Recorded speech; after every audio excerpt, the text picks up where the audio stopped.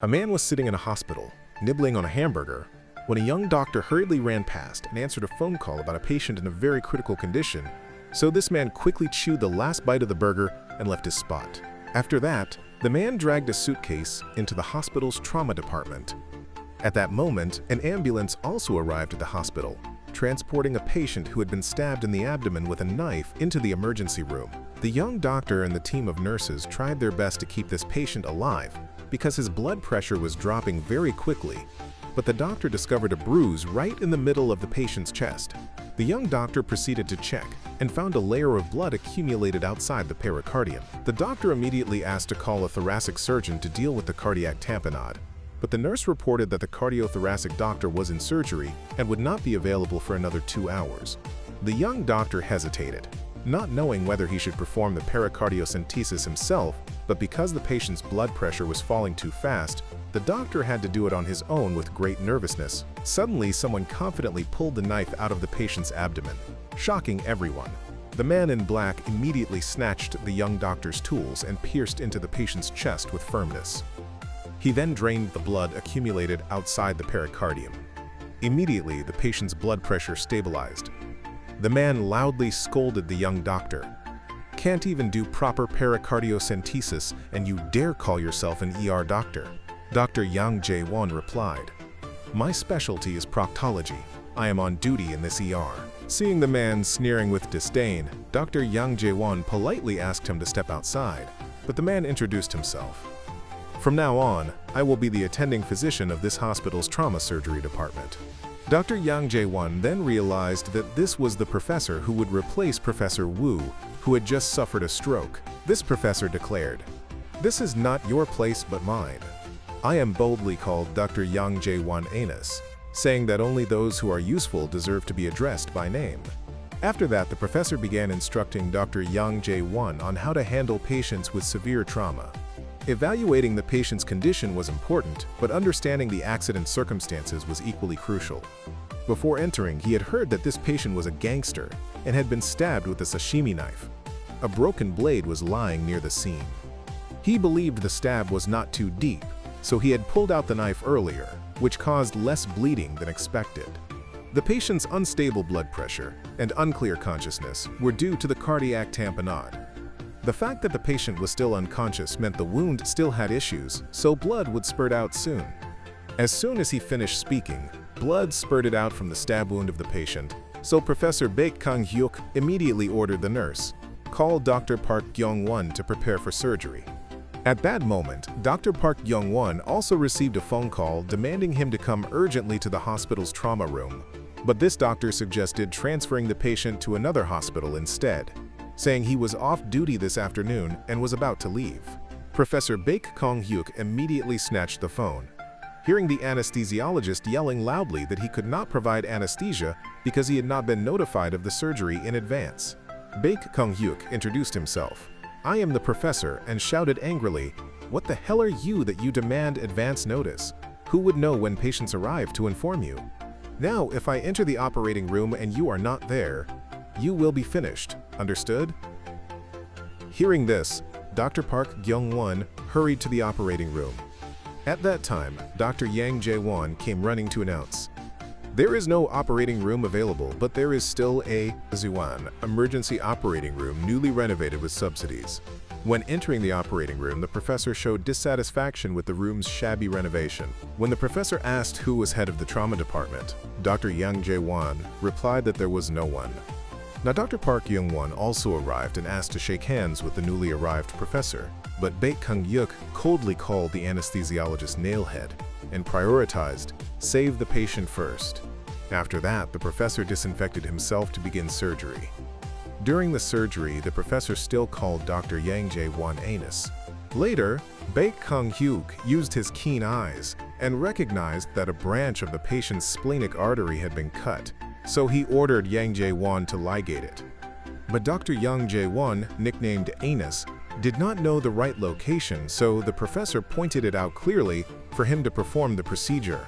Suddenly, Baek Kang-hyuk shouted loudly because Dr. Park Kyung-won had administered inotropes to the patient with cardiac tamponade, so the professor ordered, "Call another anesthesiologist immediately." Thus, Dr. Park Yong-won expressed irritation and left the operating room. The other anesthesiologists felt very indignant that their anesthesiologist was expelled from the operating room, even though Dr. Park Yong-won had much authority there, so all suggested calling the resident to the operating room. At that moment, the anesthesia resident Park Kyung-woon was practicing in the hospital's training room when he received a call from his senior summoning him urgently to the operating room. Immediately, Dr. Park Kyung also started working to continue the surgery. When the professor asked, "Did you intentionally lower the heart rate?" the anesthesiologist replied, "I thought the patient's myocardium might rupture." Baek Kang-hyuk was very satisfied, then asked the name of this anesthesiologist. After that, the professor continued the surgery. And earlier, Minister of Health Kang Myung-hoi had convened an emergency meeting with all the heads of the country's top hospitals to discuss that the trauma response system in Korea was not functioning effectively. So many patients with severe trauma could not be saved in time. Seeing all the hospital directors remain silent, the minister slammed the table to intimidate them and loudly scolded Director Choi Jo-eun of Korea University Hospital. "Your hospital received 10 billion won in subsidies for the trauma department, but what have you accomplished?" Director Choi Jo-eun explained, "Currently, the whole country has only one person considered an expert in severe trauma, but Professor Wu suffered a stroke from overwork. Do you know of any professor who could take over that position?" The Minister of Health then proposed an excellent person to replace him, and it was none other than Professor Baek Kang-hyuk. At that moment, Director Choi Jo-eun was also trying to call Professor Baek Kang-hyuk, but could not reach him. Shortly after, Minister Kang Myung-hoi personally entered the auditorium to attend the appointment ceremony of the professor she had recommended. Hearing Director Choi Jo-eun announce, "Professor Baek has not yet arrived," the minister still cheerfully sat down to wait. Now in the operating room, the professor was also finishing the final steps and closing the patient's chest. Dr. Yang Jae-won was very surprised that the surgery lasted only 1 hour and 42 minutes. Afterward, while praising the speed of the surgery, the esteemed professor sitting behind reproached, "If not for someone's pathetic help, the surgery would have ended 10 minutes earlier. Because of you, I was late for the appointment ceremony. But anyway, I need to see the patient wake up first." At this moment in the auditorium, everyone was restless because of the long wait. A while later, the professor, the main character, calmly stepped inside. As soon as he stepped onto the stage, Director Choi Jo-eun quietly suggested to Batne and Keurig, "Please apologize to everyone politely." So the professor stepped to the microphone and declared, "Director Choi wants me to begin with an apology, but I cannot do that. I think I deserve an apology instead." The audience began murmuring at this statement. The professor continued, "I accepted the invitation to come here to take responsibility for restructuring the trauma department, but it seems everyone just needs a puppet. But the real reason I came to Korea University Hospital is so that the trauma surgery department of this hospital can be dissolved." When Director Choi Jo-eun pulled his hand away, the head of the colorectal department Han I-am raised his hand to speak and suggested that Baek Kang-hyuk should not talk like that on his first day in office, but the professor continued his argument. He said that until now, Korea University Hospital had not even had a trauma surgery department, shifting the responsibility to other departments to take turns on trauma duty, as if passing around a time bomb.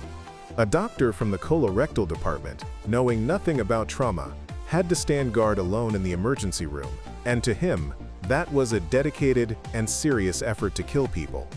This system was a mess that forced all on-duty doctors to turn themselves into quacks. All the doctors below began pointing fingers and shouting loudly, while Baek Kang-hyuk continued, "I joined a surgery to stop a quack from killing a patient, so I was late, and that is why I cannot apologize. I will abolish the trauma surgery department." At that moment, the wave of opposition below grew stronger, but Minister Kang Myung-hoi was very satisfied. The professor continued to promise to abolish the old trauma surgery department and upgrade it into a new trauma center. After receiving support from the Minister of Health, the professor also promised that the 10 billion won investment would show its value, and Baek Kang-hyuk declared the end of his inaugural speech, then arrogantly walked outside despite Director Choi Jo-eun pulling at him. Minister Kang Myung-hoi also spoke up, suggesting that everyone should not take Professor Baek's coarse words to heart, but she trusted his ability and hoped everyone would trust him and give him a chance. At that moment, some people forced awkward applause to send off the minister. At that time, while talking together, the anesthesiologist said to Yang Jae-won, "It seems the professor really wants to take you as his disciple." But Yang Jae-won firmly replied that only a madman would leave the colorectal department to enter the trauma department, which had no future, since the trauma department in their hospital existed only for show. Immediately afterward, Yang Jae-won received an urgent phone call. Now the professor was also looking for the room of the patient he had just operated on, and saw the young colorectal doctor running past. Jun went into the auditorium to look for Professor Baek, but the inauguration ceremony had ended. The professor told Nurse Jang Mi, "I am Professor Baek Kang-hyuk, and I want to visit a patient."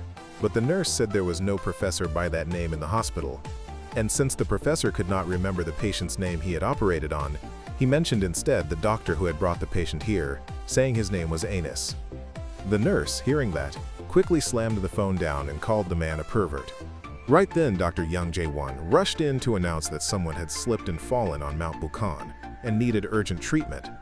But the injury was so severe that survival until reaching the hospital was uncertain, with the rescue helicopter already on the way.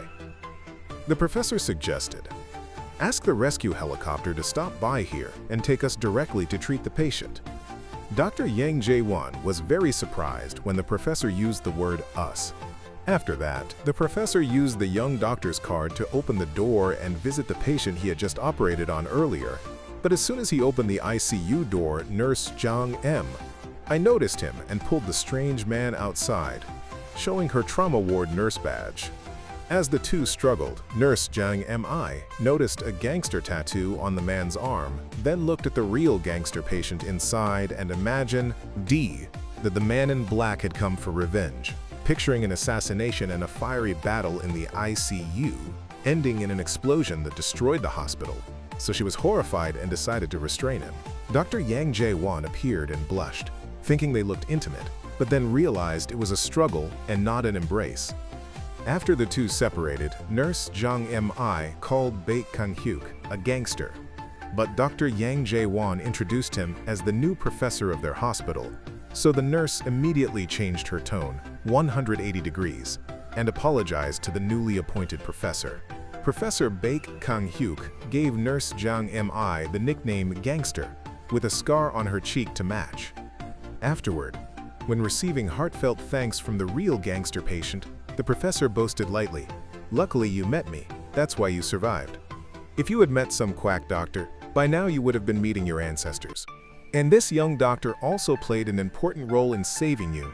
Thanks to his suturing skills, your abdomen will likely not even leave a scar. He has the hands of God." At that moment, Yang Jae-won received a call that the helicopter had arrived, so the two left, asking Nurse Jang Mi, now nicknamed Gangster, to take good care of the patient, who then asked her, "Are you a gangster like me too?" The professor rushed to the rooftop, but Dr. Yang Jae-won informed him that the helipad was on the ground, so the two ran to the helicopter landing field. The professor was shocked to see it was only an ordinary soccer field.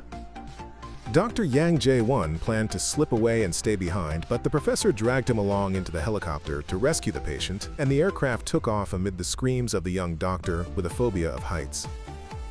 Sitting in the helicopter, the professor calmly conversed with the rescue team leader, while Dr. Jun could not open his eyes because of his acrophobia. At that moment, the pilot announced that there were many clouds and strong winds, making it difficult to approach the victim.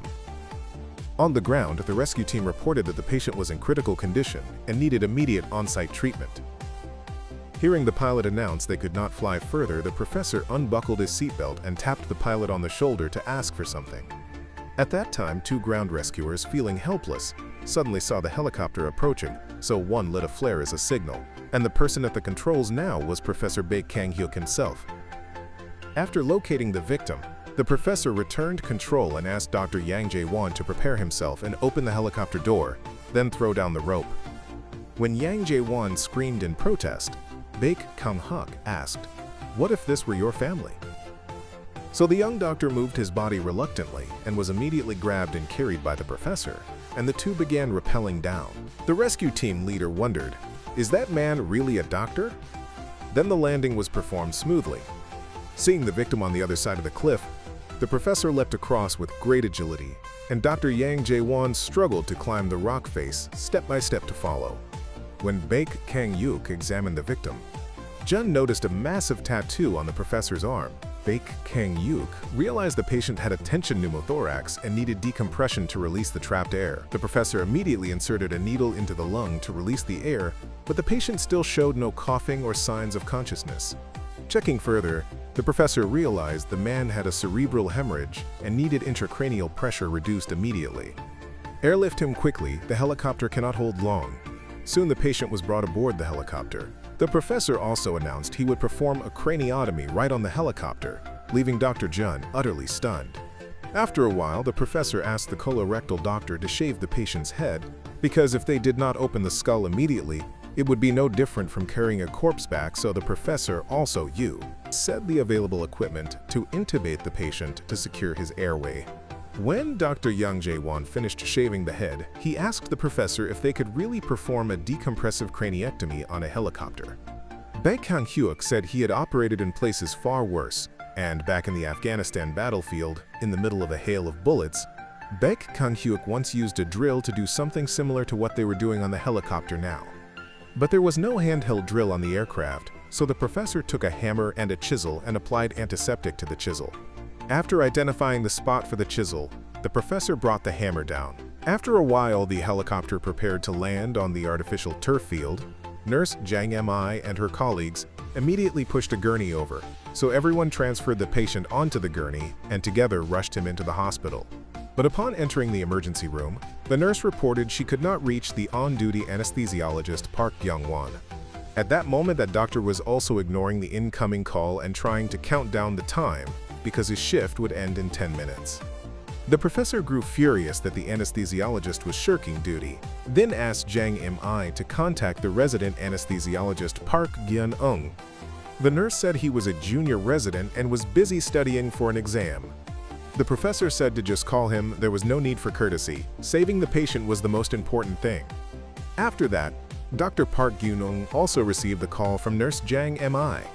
The professor announced there was an emergency surgery, but the other end of the line was silent, so Jang Mi took back the phone and gently asked Park Gyun-ung to come to the operating room because the patient's condition was extremely urgent, and the anesthesiologist agreed and closed his book. At that moment, the patient's blood pressure suddenly dropped, so the colorectal doctor prepared the venous ultrasound. But the professor could not feel a pulse, so he located the site and cannulated the artery instead, then told Yang that the blood color showed he had hit the right spot, and that when treating a severely injured patient, one must assess the condition rather than just apply textbook knowledge and not let a patient die unfairly when he still had a chance to live. Hearing this, Yang Jae-won seemed to grasp a truth, so he waited nervously to see what magic the professor would use next, and the operation proceeded. During the surgery, Dr. Yang Jae-won kept marveling at the Professor Baek Kang-hyuk's decisive and professional maneuvers. After finishing with the head, the professor moved to the lung and had to resect a portion of the patient's lung to remove the source of his pain. When asked to close the chest, the colorectal doctor still could not stop marveling, and only when the professor barked once did Yang Jae-won snap back to himself. After leaving the operating room, Yang Jae-won still could not hide his admiring gaze, so Baek Kang-hyuk asked if he loved his surgical skills, and if he was planning to stay in colorectal surgery to sit back and take it easy. When Yang said no, the professor welcomed him to trauma. Hearing that, Yang let out a shout because he was startled. Seeing that the professor kept pressing the matter, Yang followed to explain, afraid of offending his advising professor, but Baek Kang-hyuk affirmed that he would teach him and no one would guide him better than he would. Yang nodded to admit it but still feared upsetting his advisor, so Baek Kang-hyuk asked if his advising professor was the one who had the say. Department head Han Im burst angrily into the office to meet head Hong, expressing outrage that the professor had mobilized a helicopter to bring the patient here, asking whether he intended to wreck their hospital. Hearing head Hong say that Yang Jae-won had gone with him, department head Han feared that Baek Kang-hyuk would steal his prized disciple. He imagined the top-ranked graduate of Korea University being taken away by someone else. When he snapped out of his daydream, head Hong had vanished. Right after that, director Choi Jo-won told head Hong that he had recommended Baek Kang-hyuk to the Minister of Health, and that he was the director of Chuseong Hospital, and that if that guy saved many near-death patients and did not hesitate to pour in money to treat them, the hospital's budget would be increasingly depleted. But since the minister had put him forward, they had no reason to refuse. He said he had once met him and proposed cutting his salary to the bone to make him leave on his own.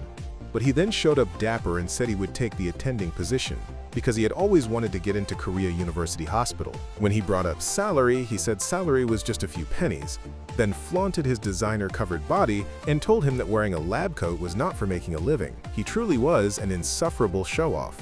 Then Head Hong suggested easing him out in the upcoming evaluation. But director Choi Jo-eun said that would take too long and they needed to boot him out as soon as possible. When department head Han entered his office, he found Professor Baek Kang-yuk sitting imposingly inside. The professor expressed his desire to train Dr. Yang Jae-won, so department head Han introduced him as his cherished disciple. Baek Kang-yuk suggested listening to Yang's choice. When the department head agreed to this proposal, Baek Kang-yuk set an appointment at 4:00 p.m. that day to hear Yang's answer. At that time, Yang Jae-won was plucking petals to see whether to transfer to trauma, and the result was to stay in colorectal surgery. When his colleague came by, Yang said that if he had received the offer yesterday, he would have refused immediately. But now he wondered whether, if guided by Professor Baek Kang-yuk, he could become as skilled as he was. The colleague said it was impossible, that he had jumped into a helicopter and then rappelled straight down, and asked how he could do that, saying only people both crazy and noble-hearted could stay in trauma, and that person was only Professor Baek Kang-yuk.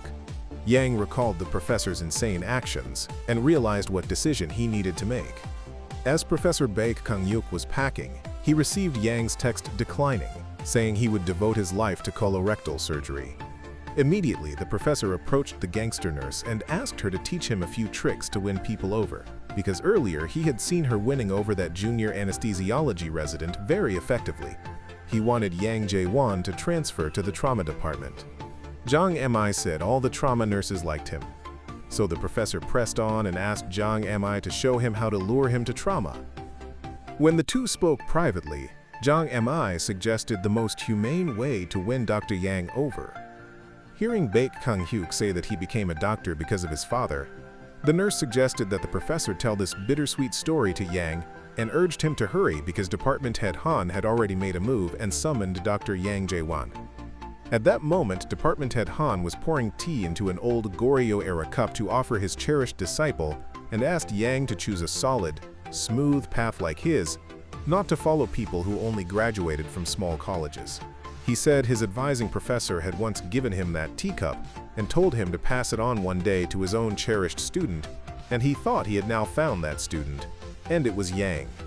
Just then, Professor Baek Kang-hyuk burst through the door, set his watch on the table with authority, and said that they had clearly agreed to meet at 4:00 p.m. to talk face-to-face, and yet it was only 3:20 now. After that, the professor sat down to listen to the choice of the colorectal doctor. Department head Han Im promised that he would help Yang Jae-won become a professor of the colorectal department next year, but Baek Kang-hyuk asserted that he had no authority to appoint who was professor. Under my guidance, in just 5 years, the boy would be at least 1/4 as skilled as I am. When department head Han disparaged Baek Kang-hyuk's university degree, the professor threw a handful of tea into his face, so the department head stepped back and loudly recounted his proud achievements in the nation's colorectal surgery field, making his cherished disciple dizzy and dazed. A moment later, the department head continued bragging about his certificates and proud pictures, but the professor asked why he had no photo with a patient. At that moment, Yang said he did not feel confident with trauma. Seeing the young doctor so hesitant, the professor stood up and said cowards like him could save no one, that such hesitation could cause patients to die unfairly. Hearing this, Yang was shaken and chased after the professor, then asked what he could contribute if he chose trauma. Baek Kang-hyuk said they would keep doing crazy things like these days, and one day he would be able to save lives with his own hands.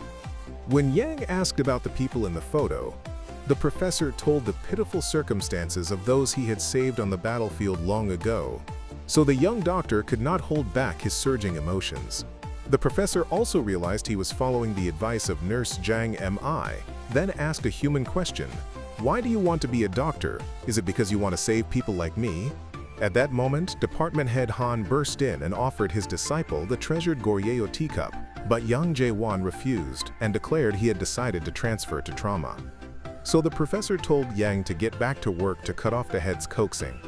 Then Baek Kang-hyuk concluded the cup was fake because Goryeo ceramics had no glaze of that color. After the professor left, the department head realized the cup was fake and smashed it, calling Yang an ingrate. Then, the department head typed furiously on his keyboard and pressed enter to send an email to all the doctors, shocking everyone who read its contents. After that, while walking, Yang was grabbed by his long-haired colleague and taken to the rooftop, who told him that the department head had just sent a shocking email. Yang read the message and learned his former mentor had announced that from today all trauma shifts would be assigned to Dr. Yang Jae-won. He was stunned and screamed loudly in panic. The professor saw the dense schedule of the young doctor and felt it was too much, then called to comfort him, saying that anyway a trauma doctor must always be ready to receive patients. Seeing Yang's helpless look, the professor shouted anus and continued, saying he would not be on duty alone, otherwise it would be unfair to the patients. But thanks to that email, the whole hospital knew their department worked like slaves. When Yang asked why the professor had chosen him, Baek Kang-yuk said it was because he ran so well, every time he saw him he was running breathlessly. Yang also promised to do his best, but the professor declared he would make him regret joining trauma. Immediately Yang drafted an email back to department head Han. Professor Baek asked me to tell you the teacup is real Goryeo porcelain, not fake, which drove the head into a frenzy.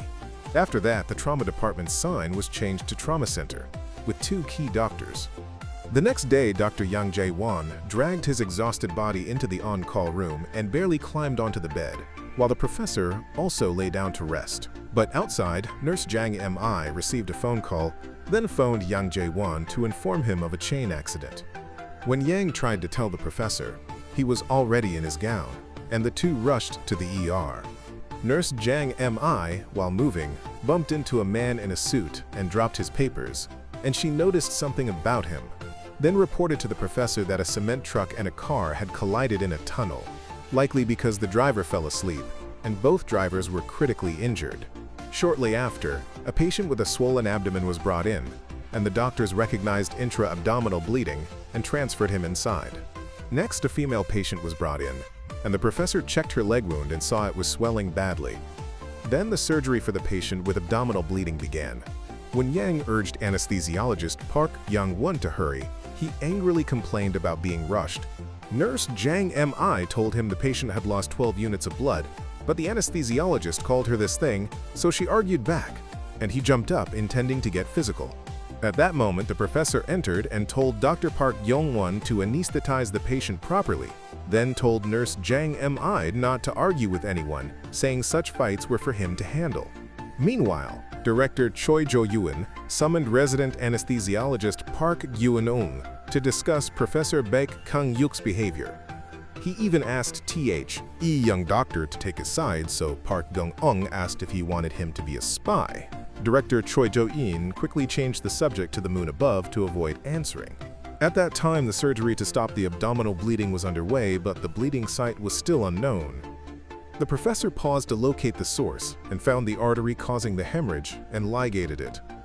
A moment later, Yang realized the liver injury was too severe, requiring resection of more than 80% to stop the bleeding.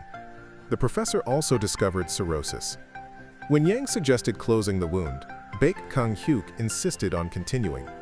When Nurse Jang Mi voiced her opinion, Dr. Park Young-won belittled her, so Yang said she had worked in trauma for years, with more experience than both of them combined, so he should show her respect. The professor told them to stop the quarrel and asked Jang Mi to continue. She suggested a transplant, saying she had just met a coordinator for organ donation, and normally if the coordinator was here at this hour, it meant someone declared brain dead had agreed to donate. The professor ordered to contact him immediately. When the coordinator answered, Yang told him there was a patient urgently needing a liver. The coordinator said the family of the brain-dead donor was on their way, so they must wait. The professor asked for the address to send someone to seek consent, but Nurse Jang Mi reported the current patient's name was Lee Ki-young, so the coordinator checked the record of the brain-dead donor and found his son was also named Lee Ki-dong. Jang Mi compared the birth dates and confirmed they were the same person, so everyone realized they were father and son. The professor remembered the female patient earlier and realized the siblings were on the way to the hospital to see their father when they had the accident. Baek Kang-hyuk proposed a family transplant, but the coordinator said it required guardian consent.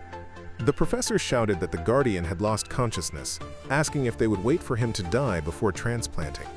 The liver transplant for patient Lee Ki-young would proceed, and he would take all responsibility for any consequences. The coordinator agreed to arrange it quickly, so the professor also asked him for another favor. Immediately, the coordinator ordered staff to transfer the liver of the brain-dead father to the operating room. A moment later, the brain-dead father was also pushed into the operating room. The professor began harvesting the liver of the unconscious father, then transported it to the operating room to perform a liver transplant to save the son whose liver was completely destroyed. When the procedure was completed, the professor rushed to the daughter, who was also in critical condition. A doctor reported she had already been transferred into surgery. When preparing to enter, Yang Jae-won stopped the professor and said that the operating surgeon was Professor Yoon, fearing conflict if they met. Baek Kang-hyuk said he needed to confirm something and entered the operating room. Professor Yoon looked displeased at his arrival. Hearing the older professor complain that the case was too difficult, Baek Kang-hyuk said that every case was difficult, but it only required doing it well.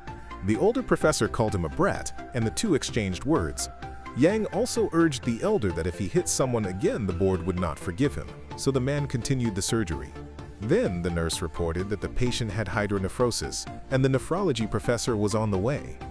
Baek Kang-hyuk called the nephrologist, who said the woman had acute renal failure and nothing could be done, since there was no kidney available. The professor replied that he had already found a kidney for her, because earlier he had instructed the coordinator, after taking the liver, to also harvest a kidney from the brain-dead father, since the daughter Lee Ha-on was likely to have acute renal failure.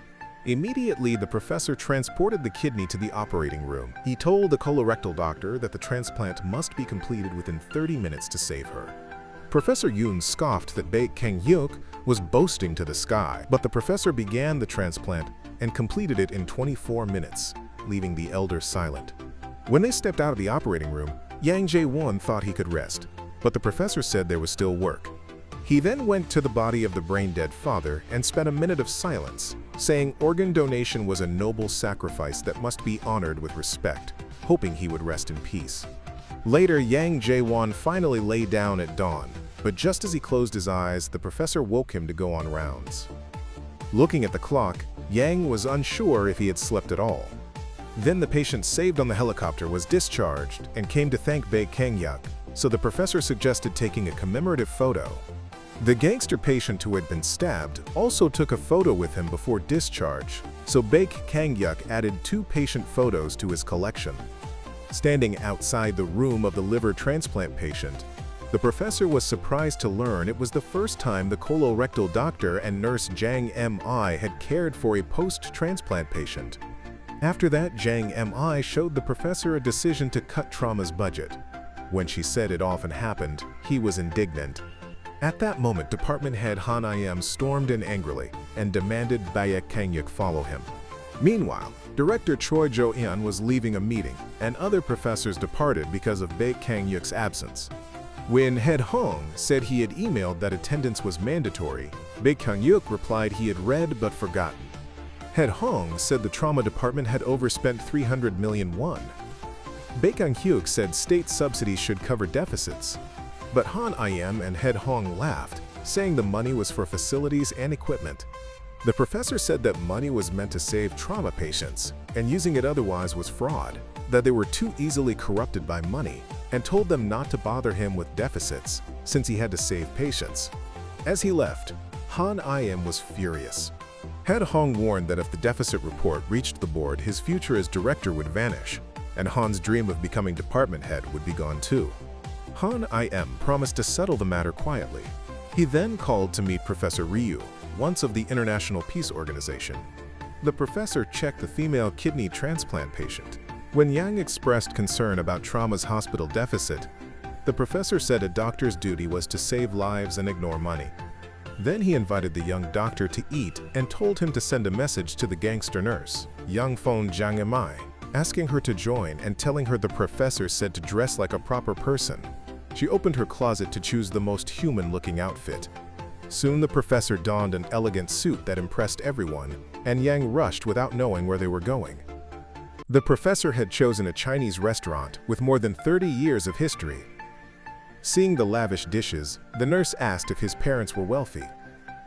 He replied that he was wealthy, that his mother had died when he was very young, and his father, a sanitation worker, was fatally injured in a car accident, but no hospital accepted his case, so he died, and that was why he became a doctor.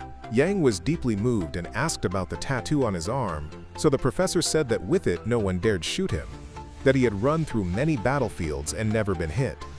Indeed, in the past, Baek Kang-hyuk had braved gunfire to treat comrades. Then the two asked about his work with the International Peace Organization in Syria. The professor changed the subject and announced he would drop the nickname Anus and call Yang number 1, which made him happy, thinking it meant top disciple, but the professor said it meant top slave, making him upset. Then came a call from the ER about a traffic accident, so the professor ordered to move and told Jang Mi to stay and eat because it was her day off. But as she resumed eating, the professor returned and said that when fighting, one must win, and he would surely win, leaving her puzzled. As Yang tried to take a taxi, the professor told him to arrive in 5 minutes, so he borrowed a motorcycle to race to the hospital. On the way, they saw a road crash. At the hospital, they saw ER doctors struggling with CPR on a victim. The professor calmly told them to stop and send the patient to the morgue. Seeing his stricken face, Yang consoled him, saying it was not his fault, that even if he had been there, nothing would change, and he could not save everyone. Just then, another patient arrived, and the three ran to treat him, forgetting Sorrow to perform surgery to preserve his consciousness. In this way, the three were always in battle readiness, running and running. That day, as Yang showered after surgery, outside the professor saw a girl named June calling for him, and decided to torment the young doctor further so he would have no time to date. A moment later, the professor received a text summoning him to a meeting, so Yang Jae-won said he absolutely had to attend the budget meeting but should not expect much because a newly appointed professor usually had no voice there. All the professors were waiting to be called by name before they could enter the meeting, when department head Han Im was called. He hurried in, telling head Hong that he had dug up the man's past and that this conference would be his grave. After a while, Professor Baek Kang-hyuk also arrived at the conference, but was stopped and told to wait until called, so he stood outside and recalled Yang's warning that the trauma head was not really considered a true department head, and that keeping the subsidy unchanged would already be lucky. Indeed, after the senior professors were called, the others, including Baek Kang-hyuk, had to enter all at once. After that, the trauma head also went inside to join the meeting with the other professors. When Director Choi Jo-in entered, the budget meeting began. Head Hong announced that Korea University Hospital had posted a profit of 30 billion won in the past year, drawing applause from everyone except Baek Kang-hyuk. Head Hong proceeded to honor the top earners, and as last year, first place was the funeral home. Second and third were the parking lot and the cafeteria. Fourth place was neurosurgery. Director Choi Jo-eun praised the head of neurosurgery, Professor No. After the honors, Head Hong shifted to the hospital's deficit holes. The smallest losses were in thoracic surgery, then obstetrics, while trauma surgery again topped the list with more than 400 million won in the red in just 1 month. Professor Baek Kang-hyuk spoke up and proposed adding the 10 billion won that the state had poured into the trauma center, which would put his department 9.5 billion in the black. When Head Hong said that subsidy was for the whole hospital, Baek Kang-hyuk replied that in that case, the deficit should belong to the whole hospital rather than only to his department, that others got the cream while his department took the garbage, and asked whether they were not all here to save lives. When Director Choi spoke, Baek Kang-hyuk reported that if they looked at trauma survival rates across hospitals, they would see theirs had risen sharply. But Director Choi Jo-en still asked him to minimize the losses and said the 10 billion won subsidy had been decided for hospital equipment. The professor laughed loudly and said it was quite a joke for the hospital director to crack. Department head Han slammed the table and told Baek Kang-hyuk not to be rude to Director Choi, then continued to berate him. At that moment, Nurse Jang Mi told Dr. Yang that on the night they had dinner with Professor Baek Kang-hyuk, she had arrived first and seen Department Head Han cheerfully escorting a woman into a private room as if on a date. Yang said Department Head Han was a single father. Just then, Yang received a call about a car crash and ran to assess the patient. After a while, the rescue team escorted a female patient into the ER. Yang examined her and realized she was John, a junior from Korea University's medical school. Nurse Jung Mi reported they could no longer find a pulse, so Yang said to call Professor Bae Kang-hyuk immediately. At that moment in the meeting, Department Head Han was still scolding Bae Kang-hyuk. He was about to reveal Baek's identity when the professor received the emergency call and left the room. Right then, Han also received a call. His daughter John was in the ER after a traffic accident, which threw him into a panic, and he rushed after the professor to block him and begged him not to go anywhere. To save his daughter first, saying the girl had no mother and he had raised her alone, and if anything happened, how could he live? The professor shoved him into the elevator and said he was on his way to save Han's daughter, and that if he kept blocking the way, she would only worsen. The doors closed. When they reached the ER, people prevented Department Head Han from entering. Nurse Jang Mi stepped out and asked him to stay calm.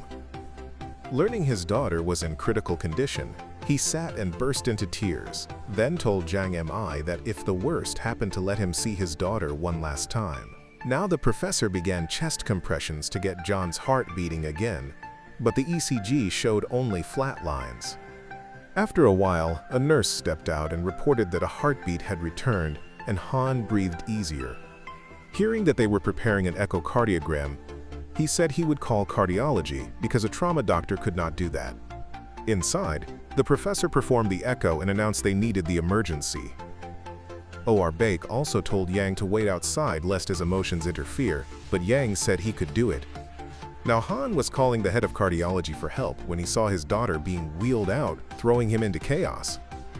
The professor stopped him and said her heart had ruptured and he had to operate immediately. When Han fretted, the professor said he would take responsibility for anything that happened. But Han still ran to the OR to block the operation and said he did not trust Baek, asking how he could know Baek would not harm his daughter out of hatred. The professor loudly summoned number 1 and the gangster nurse and said the patient's heart had ruptured, but the guardian still demanded they wait for cardiology. When the guardian cannot make a rational decision due to loss of capacity, 2 doctors. Consent is enough to operate, correct. He consented, so Yang should consent. Yang blocked Han from barging in. The patient's blood pressure was dropping fast. The professor said they had to open the chest within 5 minutes, so Yang shouted that at this rate John would really die and declared his consent, and they pushed the father out of the OR. At that moment, the head of cardiology arrived, and Jang Mi tried to hold the door, but seeing the father's desperation, she relented, and the 2 senior doctors entered the OR. The cardiology head looked at the field and confirmed the heart had ruptured. The professor asked the nurse to hand him a glove. Blood kept spurting from the heart, and the father fainted from shock. Baek Kang-hyuk said they had to temporarily patch the cardiac tear or she would not live. He then sutured a piece of glove over the hole in the heart. Nurse Jang Mi used a basin of water to rouse Department Head Han. The professor successfully patched the tear and said the glove would hold for at most 10 minutes, so they had to reinforce within that time. After that, they proceeded to cover the outside of the pericardium, and to remove the glove patch, they needed an endoscope brought in. When Jang Mi said the endoscope was in the old building, the nurse told Jang Mi to run and get it, so Department Head Han also sprinted off. A moment later, the professor used the endoscope to gently peel away the temporary glove patch, then told Jang to close the chest to finish the operation. The cardiology head announced that John had been saved. Department Head Han teared up, knelt, and thanked the young professor. Baek said that now he understood why trauma was blamed for losses, because severe trauma can happen to anyone, so they should not think trauma only drains budgets. A moment later, the father helped wake his daughter. When the professor called anus, Department Head Han answered, since he too belonged to colorectal surgery.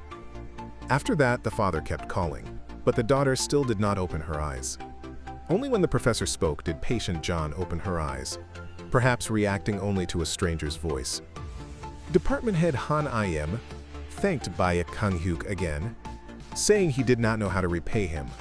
The professor said there were many ways to repay, Immediately, department head Han respectfully bowed and poured tea for the younger professor, and Baek asked what truth he had threatened to expose about him in the meeting earlier. The colorectal head then said Professor Ryu had told him that Baek Kang-hyuk had worked at the peace organization only 5 years before being noticed by a group in Afghanistan, that he made a lot of money to save people and also knew how to use guns to kill people, and that the group seemed to be called Black Wing.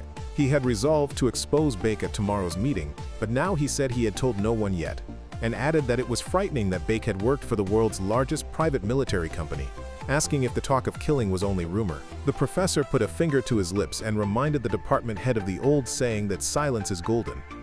Outside, Baek added another cautionary gesture, leaving the older professor stunned. Now the two siblings who had received a liver and a kidney from their own father were reunited, and seeing this, Jang Mi and Yang felt their toil and trauma had been worth it. When the professor appeared, both could not hold back their tears. The organ donation coordinator was now leading visitors through the hospital. Baek Kang-hyuk changed into formal wear to appear in the media, saying the donation agency had promised to cover all treatment costs, so he had to go on TV to thank them and, conveniently, to promote the image as well. When he invited Yang to join him on TV, the young doctor refused. Soon, Baek stood before many reporters, but as they questioned him, his phone rang, and he could not hear anything because the questions kept coming. He shouted for them to be quiet for a moment and go inside to continue. Dr. Yang read an international piece and found the tattoo emblem of Black Wing. Just then, the professor called to say he would be flying by helicopter again. They went to the soccer field to await the helicopter. Seeing the tattoo on the professor's arm match the Black Wing emblem, Yang asked what he knew about Black Wing, but the professor stayed silent and stared ahead. The clip of Baek Kang-hyuk barking "Be quiet" for a moment at reporters spread online like wildfire, delighting Jang Mi, while Minister Kang Myung-hui was stunned by the brash mouth of the professor she had recommended.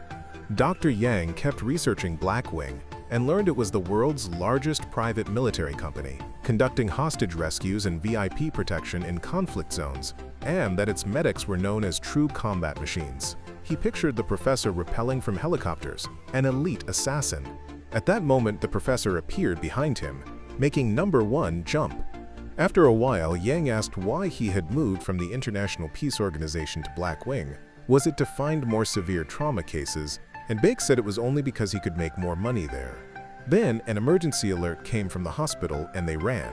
Jang Mi reported a pileup of about 60 vehicles on an overpass, with 4 cars off the bridge, including a tour bus. Ambulances streamed in, and the professor set to work, telling Jang Mi to call every doctor in. Hearing that a helicopter was bringing patients, he ran out to receive one and sent that case to orthotrauma, then kept Yang with him. He contacted the rescue team leader, who said they still could not reach the victims who had fallen off the bridge. The professor told Yang to board the helicopter with him for the crash site because many victims needed immediate care. The ER head reported to Director Choi Jo-eun that the hospital had received 38 victims. Head Hong expressed relief that their hospital had not been flooded with all victims, or costs and media scrutiny would have exploded, saying Baek would surely make a scene about saving trauma patients and, if they failed, the stain would last forever. The ER head added that Baek Kang-hyuk had already gone to the scene to escort patients back. When the helicopter reached the bridge, the professor told the pilot to set down under the span. Seeing the rescue crews laboring, he ordered triage first to know who could be saved and who could not, and the 2 doctors began. He used the loudhailer to split the conscious and the unresponsive into 2 zones. He examined a male victim and told a rescuer to stop because the man was already dead, then tagged the body. Minister Kang Myung-hui rushed into a meeting and was told Baek was triaging on site. The little girl sobbed for her brother and told the professor that when the car fell, he had held her tight, begging him to save her brother. He promised to try his best. Another male victim had a pipe in his abdomen. Baek sutured on the spot to staunch bleeding and told Yang to airlift him back. Confident in his triage, he stayed to continue sorting. Yang flew with the patient, landed on the turf and took him to surgery, but his hands shook at having to operate. Jang Mi told him to steady himself, that he held the scalpel, and if the lead wavered, the whole team would falter, and the operation began. At the scene, the professor treated a woman with an open fracture. A rescuer found insulin in her bag and suspected diabetes, and Baek ordered her sent by ambulance to Korea University Hospital. Then a boy with an open abdomen appeared, the last victim, and the professor realized he was the brother of the crying girl and that only he could save him. As the helicopter arrived, he sent the boy back to his hospital too, determined to save all 3 critical patients. Department head Han was tending his daughter when Baek called, asking him to come to the OR at once. Han hesitated, saying it was not his specialty. But when the girl said she had chosen medicine because her father looked so cool holding a scalpel, he was overjoyed and sprinted off to summon the surgeons. The anesthesia office phone rang, but Dr. Park Gyong-won signaled a colleague to say no one was there. Resident Park Gyong spoke up to take the case. When Park Gyong-won tried to stop him, Park Gyong said hospital rules required anesthesia staffing ready for emergency surgeries, and if they only took scheduled cases, who would do the work? But as he stepped out, the anesthesia chief told Gyeon-ong not to go, that the trauma center had been hiring a dedicated anesthesiologist for 2 years without success, and he should not feed their hopes. She would assign someone else. After that, when the patient had been brought to the hospital but no anesthesiologist had yet arrived, department head Han Im entered the OR, and the professor asked him to operate on the lower part of the boy with the open abdomen. Then anesthesiologist Park Gyun-ong appeared and began anesthesia for the patient. The professor asked Han to hold the wound tight for 3 minutes while he scrubbed in and donned surgical garb, then began the operation. Outside, many reporters were broadcasting the shocking accident, and 3 particularly severe patients were being operated on by Korea University doctors, now in 3 separate ORs. The professor and Han worked together on the boy. Seeing Han too slow, Baek Kang-yuk loudly corrected him, urging him to be faster. Soon the patient began bleeding continuously. The anesthesiologist reported the boy's blood pressure was soaring, and the professor deduced it was cancer with lymphatic leakage, which panicked Han. The anesthesiologist took the initiative to inject medication to staunch bleeding. The professor removed the boy's adrenal gland, and once it was out, his blood pressure normalized. Baek told Han to finish the case because he had to go to OR 1, and he praised Park Gyun-um, saying the boy's survival was partly thanks to him. The professor called into OR 1 and heard the situation was urgent, so he rushed there. Inside, Dr. Yang Jae-won was fumbling with the procedure. The professor entered and scolded him for mishandling the hemorrhage. Yang stepped aside and Baek took over, guiding him through the steps. In the woman's OR with the open fracture, her condition worsened and the surgeon called for a red alert. The professor told Yang to finish the remaining case, then dashed to the emergency OR. Arriving, he assessed the patient and asked the anesthesiologist to inject a drug, explaining to Professor Yoon that because the woman had both fracture and vascular injury, fat from bone marrow was entering her veins, and the elder realized the cause. A moment later, the professor announced he would personally handle the open leg fracture. Meanwhile, Jang Mi consoled Yang, telling him not to be too upset, that the professor was strict by nature, and if he were perfect from the start, he would be professor already and not need training. At first, she doubted he could hold out until the professor arrived, but he had, and that was good. Head Hong rushed out and asked the ER head about the overpass victims. Seeing the professor and Yang emerge, they assumed the patient had died because the surgery was so fast, and they ran outside, where reporters pushed them aside for Professor Baek Kang-hyuk's statement. Head Hong feared he would announce failure, but Baek boldly declared that all 3 victims brought to the hospital had survived, not by him alone, but by everyone's effort. He credited Dr. Yang Jae-won, who had operated on the abdominal impalement, and the footage was broadcast nationwide. The professor continued to praise the whole medical staff, including nurse Jang Mi, department head Han Im of colorectal, and anesthesiologist Park Gaon-ung, saying that by working together they had succeeded. He requested that the public continue their support so they could save more lives, which might one day be theirs, promising that the trauma center would always have doctors and staff ready. The professor deliberately greeted Head Hong and mentioned the budget shortage, asking for more staff, and the press turned their questions on Hong. He said he would consult the director. So the professor loudly called Director Choi Jo-eun by name to request support. Director Choi, watching the broadcast, knew this was Baek Kang-hyuk's gambit. At that moment, he also received a call from Minister Kang Myung-hui. Later, reading articles hailing him as a trauma center hero and elevating him from foul-mouthed doctor to national doctor. The professor was delighted, even leaving a self-praising comment to sexy oppa, Professor Baek Kang-hyuk. Jang Mi only shook her head and called him a fame addict. After she left, the professor vented at number 1, explaining that everyone in the hospital thought trauma was a money pit, so to survive there they needed a wall of public opinion. If the nation believed the center saved countless lives, the hospital would not mistreat them, so he had to become the saint of the trauma center. Soon, Director Choi timidly stamped approval for increased trauma funding, pressed by the professor. Once he got that, Baek demanded more, asking for additional staff and calling the Minister of Health to give Choi courage. The minister ordered full support for the trauma center, since the nation's attention was on it after the overpass crash. So Choi told Head Hong to post a recruitment notice. "I'm going crazy over budget losses," someone fumed. "Do you know that guy called 5 helicopters last week? It cost a fortune. We can't let Baek Kang-hyuk run wild. If losses continue, we'll cut the highest salaries like your head position. If you don't want that, act now." Head Hong returned to his office and told Han Im that Director Choi had approved more trauma funding. Seeing Han look pleased, Hong asked if he was moved because the man had saved his daughter. Han swore he would never side with Baek, reminding Hong they had endured 20 years together, then slipped out. At that moment, seeing another helicopter overhead, Head Hong grew furious, shouting at it to quiet down, and resolved to break Baek Kang-hyuk's wings. At that moment, the trauma center also received another patient, brought in by rescue captain An Jung-hyun. But the captain did not leave. Instead, he urged his subordinates to stay and lend a hand.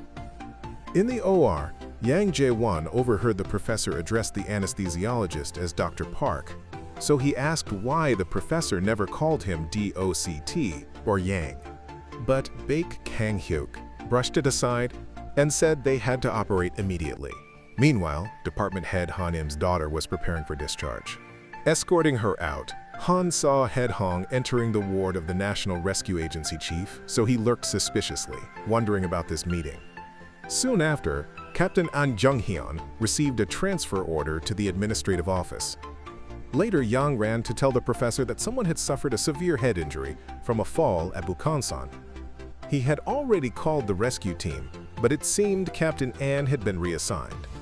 Professor Baek phoned the emergency rescue unit and requested a helicopter to Bukhansan immediately. The operator transferred the call to the new captain, who sneered that he had heard a single call was enough for Baek to use helicopters as if they were his own, but these were national assets. And records even showed him piloting one himself. Did he even have a license? From now on, helicopter requests by phone would not be accepted. He had to send a formal document and wait for approval. The professor grew furious, shouting at the new captain as a damned dog, and Yang asked him not to curse in the hospital. Baek then told them to contact the rescue team already on site, who reported the patient had lost consciousness. Yang asked if it was reachable by car, and the rescuers said they would bring the victim to the trailhead. When the professor asked how they could get there, the young doctor said they had their own ambulance. They dug out a flashy ambulance the administrators had bought with subsidies just for show. The professor took the driver's seat and told Jang Mi to come along. Soon, both the nurse and the young doctor experienced the terrifying driving of Baek Kang-hyuk, nearly colliding several times. Quickly they reached the mountain parking lot, unloaded a stretcher and received the patient from rescuers. Nurse Jang Mi slid into the driver's seat with smooth skill, letting the professor treat the patient in back. Baek ordered number 1 to shave the patient's head. Yang regretted they had not arrived sooner. The professor announced he would perform a craniotomy immediately, but when he drilled the first hole, no blood came out. The brain was completely swollen. When he asked for another hole, Yang faltered, saying the patient had brain herniation and asking what use their effort was. Every day the hospital pressed them about deficits. Helicopters required paperwork, and if only it had arrived on time, the patient might have lived. The professor cut him off, saying while he complained the patient was dying and ordered him to drill another hole. Soon the ambulance reached the hospital and the patient was wheeled inside, assisted by the neurosurgery chief. After examination, the neurosurgery head concluded that even if he woke, the boy would remain bedridden for life, but thanks to the professor he still lived. Nurse Jang Mi came to say the patient's family had arrived, and the professor told the mother her son was now in a vegetative state, leaving her in grief. The neurosurgeon lamented that if the helicopter had come on time, the outcome could have been better. Overhearing, Han Im grew suspicious of the meeting between Head Hong and the rescue agency chief, torn on whether to tell Baek. Afterward, Department Head Han disguised himself and went to a payphone, telling the professor that if helicopters could not be used, patient numbers would drop and the hospital deficit would halve. Realizing Baek recognized his voice, he slammed the phone down. Instantly, the professor stormed into Head Hong's office and shouted if he had meddled to block helicopter use, costing a patient's life. Hong demanded evidence. The professor barked that as a doctor he dared ask for proof while patients died, calling him a shameless old man. When Hong grabbed him, the professor lifted him and hurled him onto a chair, warning loudly that if he wanted peace he should stay seated, humiliating Hong before the other doctors. Later, Yang confessed regret to his long-haired friend for daring to talk back to the professor in the ambulance. Then he got a call from Jang Mi, saying the professor wanted to meet him on the old building's rooftop. The young doctor trusted her and went, but waiting there was the gangster nurse herself. Jang Mi admitted she was the one who wanted to meet. She said she had heard about his argument with the professor. This rooftop was her spot whenever she was about to go crazy. The ventilation fan spun every 5 minutes, and when it started she would curse to release her frustration, so much that even the kitchen staff recognized her voice. When Jang Mi urged him to try, Yang said he had never cursed anyone since childhood. She told him to say whatever he liked. When he tried to practice swearing, the fan stopped. Then they both sat down and opened up. Yang promised he would not run away from trauma, admitting his earlier angry words were just frustration. Jang Mi said the professor had not given up because he believed he could do it. She had once wondered why she worked like a slave without recognition, but realized they did not do it for thanks. If they did not, who would? So they endured. They bumped fists. Then a message came from the professor, summoning him to the cafeteria. Yang went and found the professor had prepared him a meal. Number 1, apologized for giving up too soon. The professor sympathized and said that when his father was dying, he searched everywhere but no hospital would take him, so he swore never to abandon a patient before him. He told the young doctor to find a reason, so that even when worked like a beast or treated poorly, he would still have the strength to go on. As he left, Baek turned back to say it was not that Yang had given up, only that he had not yet found his reason, then told him to hurry up and eat, since eating was part of the job. Yang obeyed. Department Head Han was summoned by Head Hong, who fumed that they had to deal with Baek Kang-hyuk and asked if Han knew his past. Hong grew angry when Han would not reveal the secret, asking if he had defected to Baek's side. He reminded him that he had always supported him and poured funding into colorectal, but now he was ungrateful, so he threatened to divert the funds to trauma. When Hong used force, Han replied he could not betray Baek's weakness because Baek had saved his only daughter's life, and how could he repay that with betrayal? Though they had known each other for 20 years, Hong had never once visited the girl. After that department head, Han Im also stepped out of the office. The next day, Head Hong went to see Director Choi Jo-won and saw anesthesiologist Park Gyun-ung coming out. Then Head Hong handed the director a petition and said the patient's family was demanding a full investigation of the recent accident, calling it a perfect chance to get rid of Baek Kang-hyuk, and the two shared a smile. After that, a stabbing victim was brought to the hospital. The professor ordered the patient taken to the CT room to see how deep the knife had penetrated. But just then, Jang Mi received a shocking notice. As the professor and Yang were moving the patient to CT, security blocked them and announced that Professor Baek Kang-hyuk was banned from hospital areas and was suspended on suspicion of medical error. And earlier, Head Hong had met the mother of the now vegetative patient to incite her to sue. At that moment, as the professor scuffled with security, Jang Mi rushed up to say Head Hong had already blocked them from the OR. Seeing the patient's grave condition, the professor told Number 1 to take him to CT and sprinted off. The patient's blood pressure was dropping fast, so Yang checked consciousness and did not know what to do next. Regaining composure, Yang told security to clear the way to get the patient into court. But as soon as the scan started, the condition turned dire, so Yang told them to call the ER immediately. Professor Baek confronted the ER chief angrily asking if Head Hong had ordered the suspension, and saying this was not a medical accident, and asking why he had not refuted Hong's argument when he could, since he did not want to lose the title of lowest mortality hospital and had always backed trauma.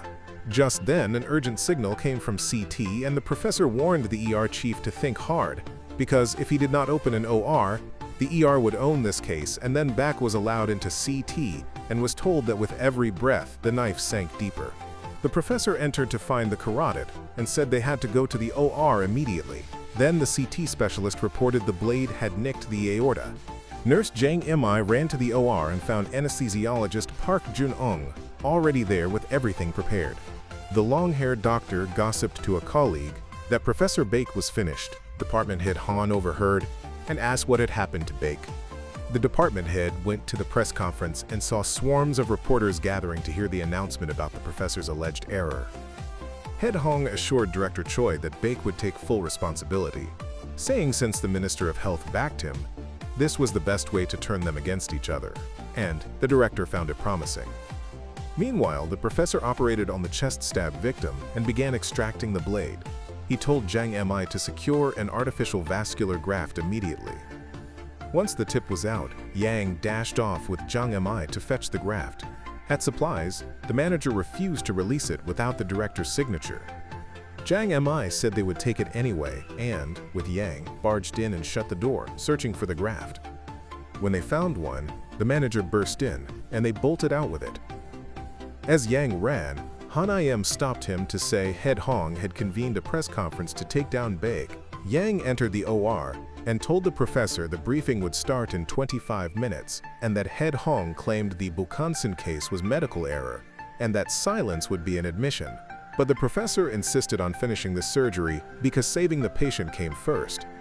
Head Hong led the vegetative patient's mother to the press room, making Han burn with anxiety. The mother wept that her 20-year-old son now faced a vegetative life, and Head Hong ostentatiously offered a handkerchief. Han went to the cardiology head to ask him to speak up for Baek, but he refused to help despite having examined the boy, and the other professor said Head Hong had reached them first. Head Hong took the podium and vowed a thorough probe, displaying a digest of opinions from famous trauma experts to confirm that Baek's actions were medical error. A moment later, Han saw the professor walking in with his two closest juniors. Senior anesthesiologist Park Gyong-won, who had been cheering the takedown, got kicked by a foul-mouthed colleague, and Head Hong was struck dumb at Baek's appearance, while the mother shouted angrily. Professor Baek told the press it was not a medical error and asked them to review the materials, sharing a similar case in which he had drilled a skull on a rescue helicopter, and asked why the same method yielded different outcomes.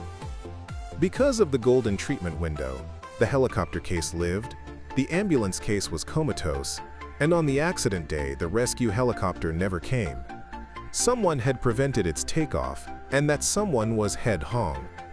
When Hong leapt up, the professor announced that the rescue agency chief would resign and be investigated. Head Hong proclaimed he always served patients, and the professor asked if he dared say that before Kim Dong-suk. When Hong asked who that was, the mother slapped him and said, "My son," and Hong shoved through the crowd to flee outside. The professor took the podium and said the incident sprang from a drive to cut hospital deficits, asking when patients would stop dying for lack of funds and when trauma would stop being treated as a budget criminal, saying he could not stand patients paying with their lives for such things. The rescue agency chief now had to face Minister Kang Myung-hui because he had demanded formal paperwork before the helicopter could fly, and soon Head Hong had to go to the police for questioning. Surrounded by reporters, he insisted he was wronged, claiming Professor Baek had run the hospital autocratically and was shielded by Minister Kang Myung-hui, and the minister was watching the accusations. Immediately, the Health Ministry office was flooded with press calls, but then a staffer received critical news. Shortly after, Professor Baek Kang-hyuk received a call from Minister Kang Myung-hui herself, telling him to turn on the news. The broadcast reported that a Korean army unit with the International Peace Organization on Relief in South Sudan had been attacked by local gunmen, that Captain Lee Hyun-dong had been shot and was in critical condition, and the minister asked the professor to go to South Sudan to save Captain Lee, saying if he did, the negative rumors about the two of them would ease, and the professor accepted the mission. After that, the professor packed his belongings and announced he would hand the trauma center back over to department head Han Im. Doctor Number 1 and Nurse Jang Mi had already finished preparing their gear, but the professor still needed one more person, anesthesiologist Park Jin-ung.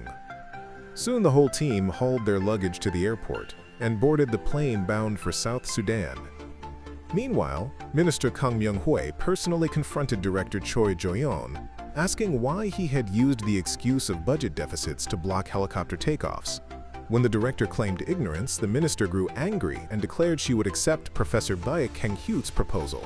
If he saved Captain Lee, she would build an airfield at the hospital and deploy dedicated helicopters.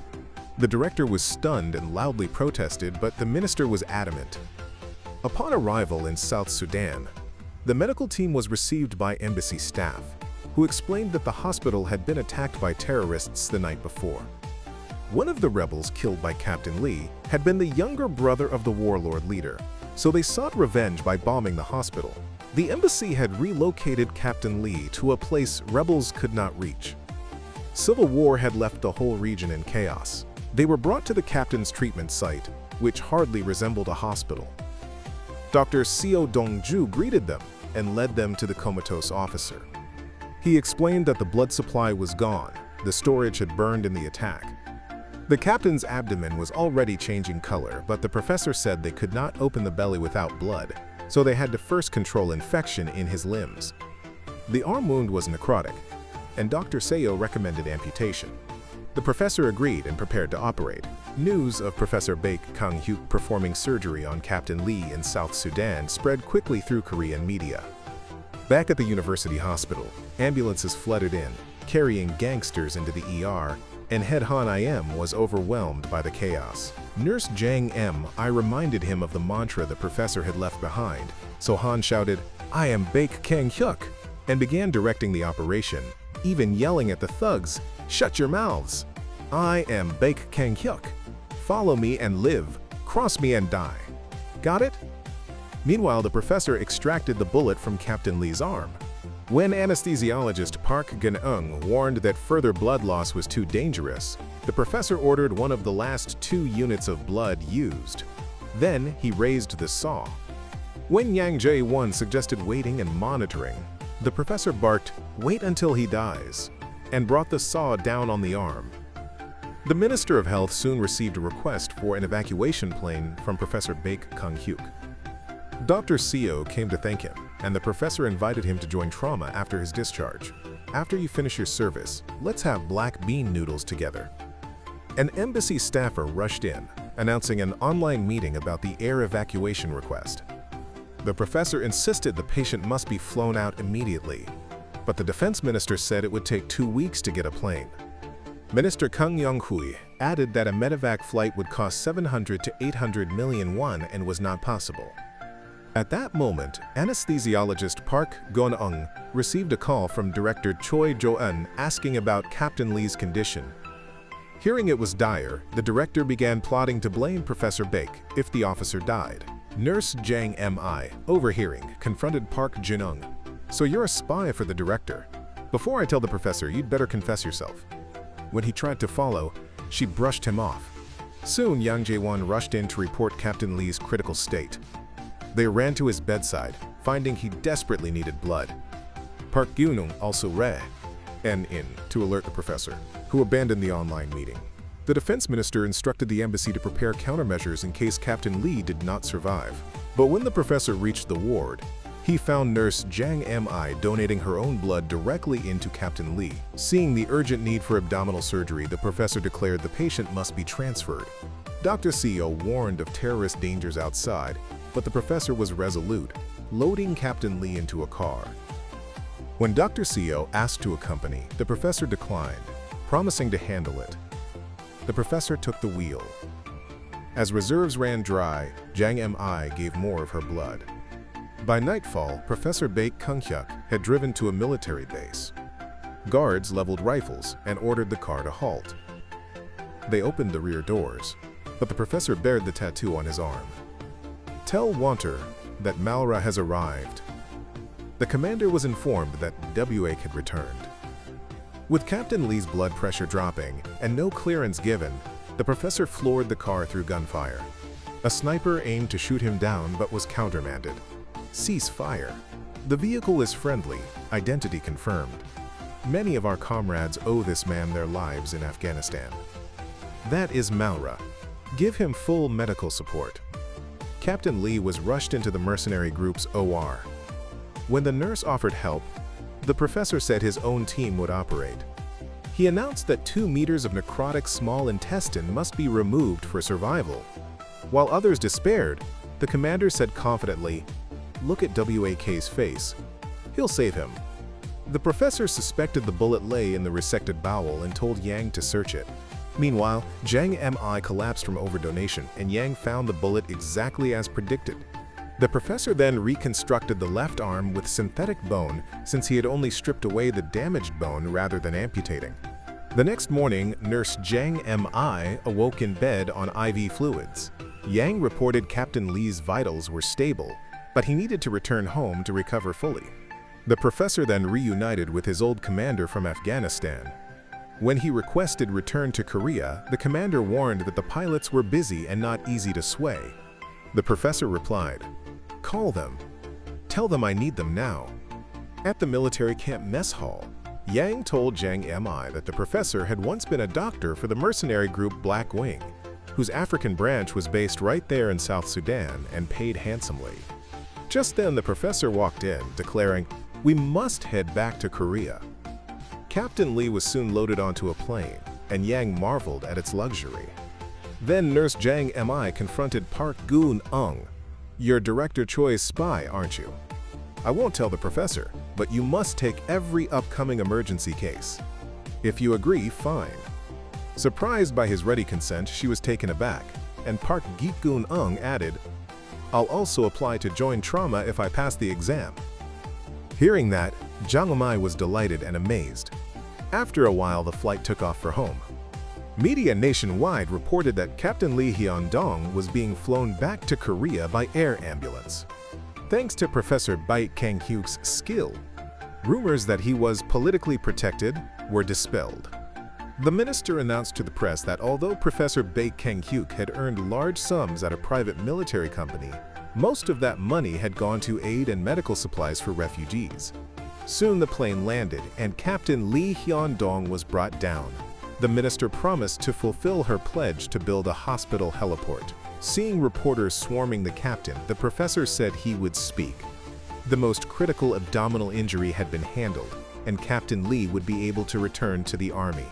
Then the professor boarded the ambulance with the patient, but the vehicle stopped abruptly when the nurse reported that department head Han had gone to a fire scene. The professor asked the minister to lend him her car keys. By then Han had arrived at the scene, chanting the mantra, "I am Baek Kang-hyuk," when a huge blast turned his face ashen. Moments later, Han worked frantically over the fire victims. Rescue Captain Gong Hyun arrived by helicopter. Stuck in traffic, the professor jumped out and ran to hear the captain's rescue update. Another explosion sent Han into a panic, but when he saw Baek Kang-hyuk, he looked as relieved as if seeing a savior. The professor ordered triage and handed Han the triage tags. Meanwhile, the ambulance carrying Captain Lee reached the hospital and was again mobbed by reporters. Nurse Zhang Mi laid out a plan to break through the press cordon, and together they got the patient inside. While the professor triaged at the fire, Captain Gong Hyun warned that the second floor housed a company refilling oxyacetylene tanks, so evacuation had to happen immediately, and they rushed the victims out. Spotting one last patient, the professor ran toward him, but a massive explosion knocked Baek flat. Even so, he was determined to save the victim, and straining himself, coached Han on how to resuscitate the last casualty. A short while later, aboard the helicopter, the professor told Captain Gong Hyun to call the burn unit. Shrapnel had struck him. There was no external bleeding, so he likely had internal burns. Yang then got a call from Han and told Zhang Mi the next incoming helicopter patient was the professor himself, injured in the fire. When Zhang Mi asked who would be lead surgeon, Yang froze. The professor felt his strength ebbing fast. When Han suggested sedation, Baek refused. he needed to tell number 1 a few things. As the helicopter touched down, he told the young doctor, "You can make the call, do you understand?" Moments later, as they wheeled him in, Yang faced a choice: CT scan first, or rush to the OR to avoid missing the golden hour. After a hard clinical judgment, Yang decided on immediate surgery. When Park Gyun-ung urged a CT first, Yang insisted on operating now. There wasn't time. Seeing Yang's resolve, Han did not stop him. As he scrubbed, Yang murmured to himself that judgment is the surgeon's duty, then stepped in to captain the operation on the mentor who had trained him. Days later, the professor opened his eyes in the ICU. Yang hurried over, and Han told the primary surgeon to examine the patient himself. As Yang entered, the professor asked about the fire victims. Yang reported that, thanks to help from many departments, no one died. When the professor asked why he had operated without a court, number 1 answered that the professor had taught him to judge the patient at hand. He felt the heat spreading, and if they delayed, the injury would worsen and lead to liver failure. The professor said, "So you resected a third of my liver, didn't you?" Yang apologized. The professor replied, "You did well, Dr. Yang Jae-won. You've earned the title." Hearing that, Yang blurted, "Damn it!" then shouted for joy, and everyone rushed in to check on the professor, whose incorrigible sharp tongue made the room lively and light.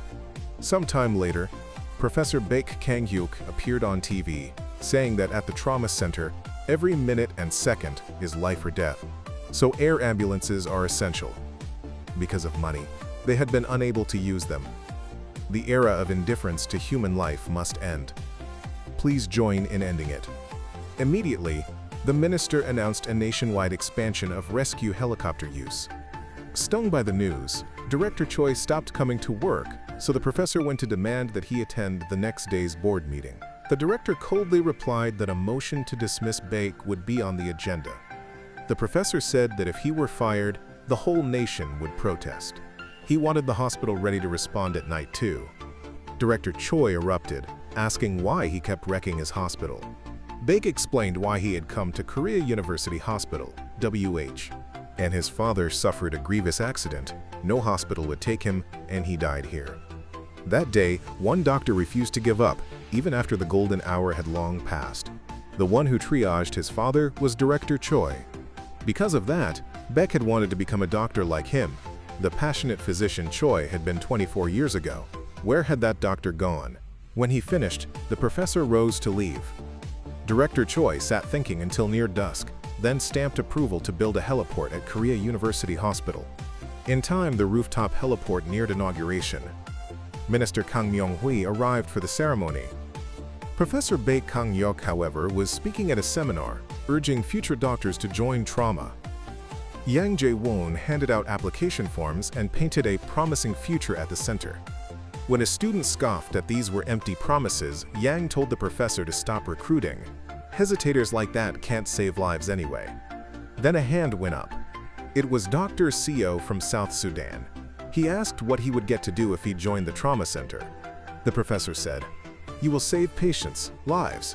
Isn't that why you want to be doctors? Only 50 here will get the chance to become true physicians." Yang then dubbed Dr. Seo number 2. As Han I.M. read the inauguration speech for the hospital's rescue heliport, the professor and Yang arrived. Baek Kang-hyuk stepped up to speak, but after only a few words, he got an emergency call and told Yang to board the helicopter and christen it with a launch to the scene. The film ends here. If you enjoyed the story, please like and subscribe to support us. See you in the next videos.